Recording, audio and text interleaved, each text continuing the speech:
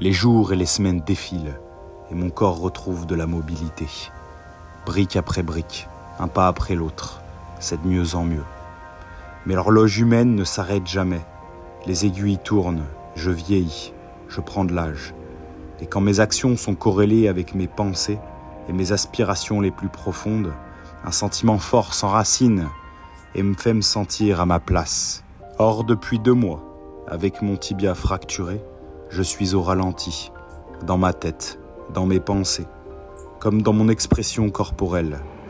Il y a toujours pire dans la vie, mais cette période est nouvelle, et elle est autant particulière à vivre que nourrissante. Alors je l'accueille et j'apprécie ces petits mouvements que mon corps peut entreprendre désormais au quotidien. Chaque jour, j'avance doucement, mais sûrement. Enlever la telle et sentir ma jambe libre, jardiner, être en contact avec la nature, avec le vivant, avec ce qui me fait vibrer. Mon projet de l'Alaska jusqu'à la Terre de Feu à vélo est encore bien loin. Et je crois qu'aujourd'hui, mon plus gros challenge quotidien, c'est l'acceptation de ce que je vis, qui va bien au-delà de la douleur physique.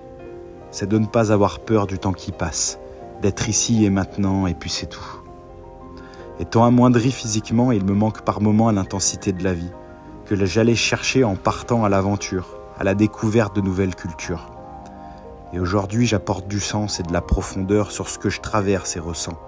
Cette pause me ramène à l'équilibre, à cet éternel instant qui est maintenant. La vie m'enseigne et m'apprend à ralentir. Pas par choix, mais ça m'est tellement bénéfique.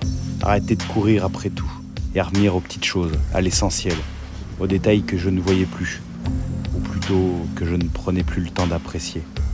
Et dans ce ralentissement, il y a aussi la solitude. Pas celle que je fuis, mais celle qui reste quand tout s'arrête. Elle dérange et petit à petit, elle devient un espace pour se retrouver.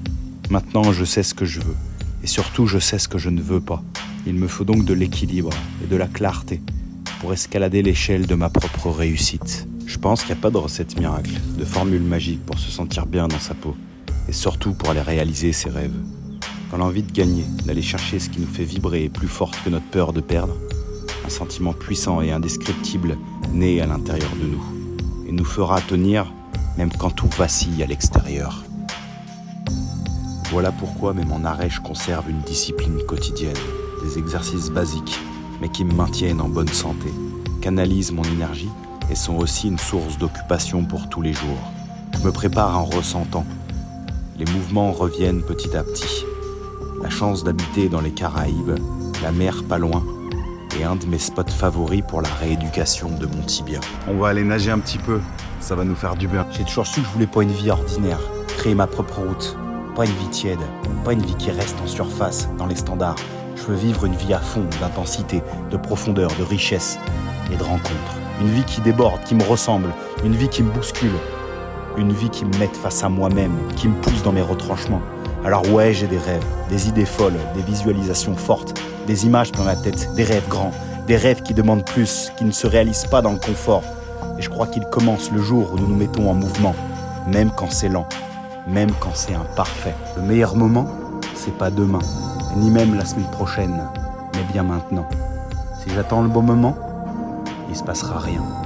Aller pédaler de l'Alaska jusqu'à la Terre de Feu, c'est ce qui m'anime aujourd'hui, me drive, me motive, me donne une discipline quotidienne. Mais il y a des jours où je m'écarte de ma ligne directrice, où c'est plus difficile que d'autres de se lever le matin. Et quand la lumière se fait plus rare, c'est la puissance, la force de notre pourquoi qui prend la suite. Ce dont pourquoi je suis fait. L'expérience, la liberté, au travers de tout ce que je vais vivre. Et je pense que c'est ça aussi la beauté des rêves.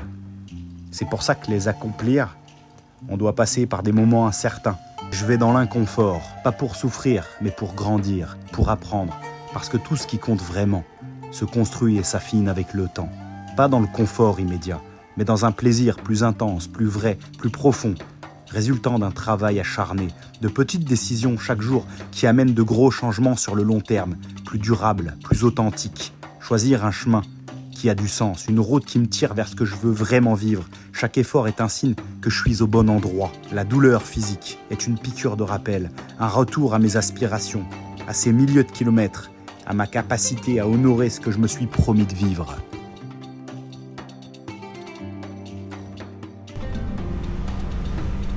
Qui dit mieux qu'une petite rééducation dans la mer des Caraïbes. Petite brasse coulée à Saint-Barthélemy dans les Antilles. Ça sera fait plaisir. Écoute, je te fais des bisous, prends soin de toi et je te laisse sur ces petites images. Si toi aussi t'as des rêves grands et des envies d'intensité et de vivre à fond, alors si ça te parle, aime, abonne-toi, partage et on va croquer la vie ensemble. L'aventure, c'est maintenant.